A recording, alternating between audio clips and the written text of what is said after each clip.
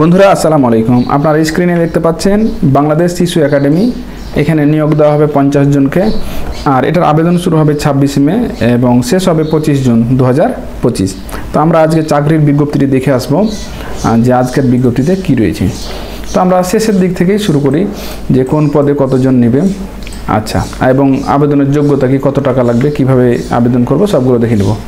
11 নম্বর আমরা দেখছি বুক বেয়ারার। এখানে স্থায়ী একটি পদ, এটা 19তম গ্রেডের একটা চাকরি। এখানে মাধ্যমিক স্কুল সার্টিফিকেট মানে এসএসসি পাস করলে আবেদন করতে পারবেন। তার আগে একটি কথা বলে নেওয়া দরকার, যারা চাকরির বিজ্ঞপ্তি মানে সবার আগে পেতে চান তারা ইউটিউবে গিয়ে মিজান জব স্টাডি লিখে সার্চ দিলে আমাদের চ্যানেলটি পেয়ে যাবেন এবং এখানে চাকরির বিজ্ঞপ্তিগুলো সবার আগে পাবেন। তো যাই হোক, আমরা বিজ্ঞপ্তিতে চলে যাচ্ছি। তো 10 নম্বরে আমরা যেটা দেখছি যে ইলেকট্রিশিয়ান একজনকে নেওয়া হবে। এটা 16তম গ্রেডের একটা চাকরি। এখানে বলা হচ্ছে কোনো স্বীকৃত বোর্ড হতে উচ্চ মাধ্যমিক সার্টিফিকেট মানে এইচএসসি পাস করতে হবে এবং বৈধ লাইসেন্স সহ ইলেকট্রিক কাজে 3 বছরের অভিজ্ঞতা থাকতে হবে। আচ্ছা, এবার আমরা চলে যাব 9 নম্বরে ডাটা এন্ট্রি অপারেটর।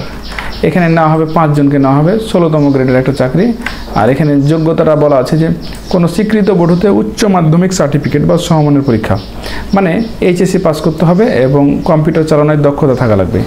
বাংলাতে গতি লাগবে সর্বনিম্ন 20, টাইপিং স্পিড এবং ইংরেজিতে 20। তো এই তো গেল 9 নম্বর। আমরা চলে যাব এবার 8 নম্বরে। আচ্ছা, 8 নম্বরে আমরা দেখতে পাচ্ছি যে অফিস সহকারী কাম কম্পিউটার মুদ্রাক্ষরিক। এখানে নেওয়া হবে 8 জনকে। তো এটা 16তম গ্রেডের একটা চাকরি। আর এখানে আবেদনের যোগ্যতার কথা বলা আছে কোনো স্বীকৃত বোর্ড হতে উচ্চ মাধ্যমিক সার্টিফিকেট বা সমমানের পরীক্ষায় উত্তীর্ণ। আর কম্পিউটার কম্পোজে প্রতি মিনিটে সর্বনিম্ন গতি ইংরেজিতে 20 এবং বাংলায় 20 মানে টাইপিং স্পিড। এবার আমরা চলে যাব 7 নম্বরে প্রজেক্ট অপারেটর। এটা একটা পদ রয়েছে এখানে। এটা 15তম গ্রেডের একটা চাকরি। আর আবেদনের যোগ্যতা হচ্ছে কোনো স্বীকৃত বোর্ড হতে উচ্চ মাধ্যমিক সার্টিফিকেট মানে এইচএসসি পাস থাকা লাগবে আর 3 বছরের অভিজ্ঞতা থাকতে হবে এবং কম্পিউটার চালনায় দক্ষতা থাকা লাগবে। আচ্ছা, এবার আমরা 6 নম্বরে চলে যাব লাইব্রেরিয়ান কাম মিউজিয়াম কিপার। এখানে 8টি স্থায়ী আর 9টি অস্থায়ী। অস্থায়ী বলে কিছু নয়, সবই স্থায়ী হয়ে যাবে। যাই হোক, এটা 14তম গ্রেডের একটা চাকরি। এখানে বলা হচ্ছে যে কোনো স্বীকৃত বোর্ড হতে গ্রন্থাগার বিজ্ঞানে স্নাতক ডিগ্রি অথবা স্বীকৃত বোর্ড হতে উচ্চ মাধ্যমিক সার্টিফিকেট বা সমমানের সার্টিফিকেট সহ কোনো স্বীকৃত ইনস্টিটিউট হতে গ্রন্থাগার বিজ্ঞানে ডিপ্লোমা এবং কম্পিউটার চালানোর দক্ষতা থাকা লাগবে। এই গেল 6 নম্বর। আমরা চলে যাবো এবার 5 নম্বরে উচ্চমান সহকারী। এখানে একজনকে নেওয়া হবে। এটা 14তম গ্রেডের একটা চাকরি। আর যোগ্যতা হচ্ছে কোনো স্বীকৃত বিশ্ববিদ্যালয় হতে স্নাতক পাস হতে হবে। আচ্ছা, এবার আমরা 4 নম্বরে যাব ষাট লিপিকার কাম কম্পিউটার। এটা একটা পদ এখানে 13তম গ্রেডের একটা চাকরি। আর এখানে যোগ্যতাটা দেখি যে শর্ট হ্যান্ড মানে ষাট লিপিতে আপনার গতি হবে ইংরেজিতে 20 এবং বাংলায় হবে 30। এই তো টাইপিংয়ে প্রতি মিনিটে সর্বনিম্ন ইংরেজি 30 এবং বাংলায় 25 থাকা লাগবে। আর কোনো স্বীকৃত বিশ্ববিদ্যালয় হতে স্নাতক ডিগ্রি পাস করতে হবে। 3 নম্বর আমাদের হিসাব রক্ষক। এই হিসাব একটি পদ এখানে রয়েছে। এটা 12তম গ্রেডের একটা চাকরি।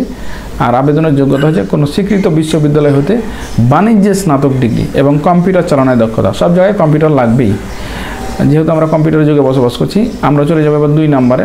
2 নম্বরে বলা হচ্ছে জেলা শিশু বিষয়ক কর্মকর্তা। এখানে 11 জনকে নেওয়া হবে। স্থায়ী এবং অস্থায়ী নেওয়া হবে 2 জনকে।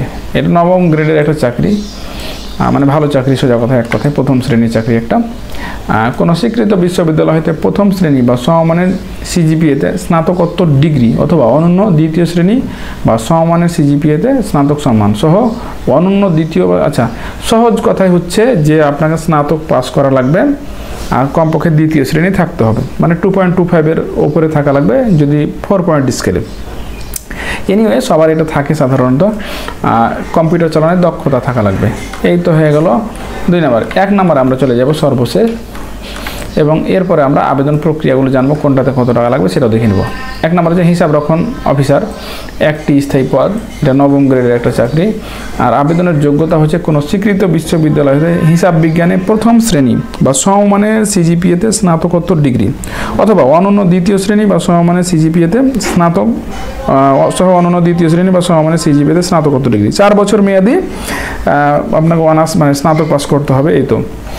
আর এখানে বলা আছে কম্পিউটার চালানোর দক্ষতা থাকা লাগবে এখানে। আচ্ছা, আমরা এবার দেখে নেব যে আবেদনে কত টাকা কোনগুলোতে লাগছে এবং কীভাবে আবেদনটা করব সেটাও একটু আমরা দেখে চলে আসি। তো চলুন আমরা এখানে কোথায় আবেদন করবেন, কোন সাইটে গিয়ে আবেদন করবেন সেটা আমরা একটু দেখে নিব। এখানে বলা আছে যে প্রথমে আছে যে 1 থেকে 2 নম্বরে উল্লেখিত পদের জন্য 223 টাকা লাগবে এবং 3 নম্বর পদের জন্য 168 টাকা এবং 4 নম্বর পদের জন্য 4 থেকে 10 নম্বর পদের জন্য 112 টাকা লাগবে। আচ্ছা, আর 11 নম্বর পদের জন্য 56 টাকা 72 ঘন্টার মধ্যে দিতে হবে। আর SMS প্রদানের নিয়মটা জানার আগে আপনাদের কোন ওয়েবসাইটে গিয়ে আপনারা আবেদন করবেন সেটা একটু দেখে নিন। এখানে দেখতে পাচ্ছেন প্রবেশপত্র বিষয়টি এখানে পাওয়া যাবে, অথবা www.sisuacademy.gov.bd এই ওয়েবসাইটে গিয়ে আপনারা আবেদন এবং অ্যাডমিট কার্ড সব কিছু পাবেন। তো আপনারা আবেদন করার পর SMS পাঠাতে হবে, লিখতে হবে শিশু একাডেমি। এই যে দেখতে পাচ্ছেন স্পেলিংটা একটু দেখে নেন, আমি একটু জুম করে দেখাই আপনাদের। শিশু একাডেমি, তারপরে স্পেস দিতে হবে, তারপরে ইউজার আইডি। আবেদন করার পরে আবেদনের বামে দেখতে পাবেন ইউজার আইডি লেখা আছে, আর সেন্ড করে দিতে হবে 16222 এই নাম্বারে। তারপর আপনাকে একটা পিনকোড দিবে তারা, পিনকোডটা দ্বিতীয় SMS-এ প্রেরণ করতে হবে। কীভাবে? শিশু একাডেমি লিখে স্পেস ইয়েস, তারপরে পিনকোড দিবেন, স্পেস দেওয়ার পরে দিয়ে পাঠিয়ে দিতে হবে 16222 এই নাম্বারে। তারপরে আপনাকে বলবে যে কনগ্রেচুলেশন, আপনার আবেদনটি গৃহীত হয়েছে, আপনার আবেদন সম্পূর্ণ। এখন আপনার ইউজার আইডি এবং ইউজার আইডি তো আপনি পেয়ে গেছেন, আপনাকে একটা পাসওয়ার্ড দেওয়া হবে। এই ইউজার আইডি এবং পাসওয়ার্ড আপনি লিখে রাখবেন, পরবর্তীতে যে কোনো সময় আপনার এটা দরকার হতে পারে, যেহেতু আপনি অ্যাডমিট কার্ড তুলবেন বা ভাইভা দিবেন বা অন্য কাজের জন্য প্রয়োজন হবে।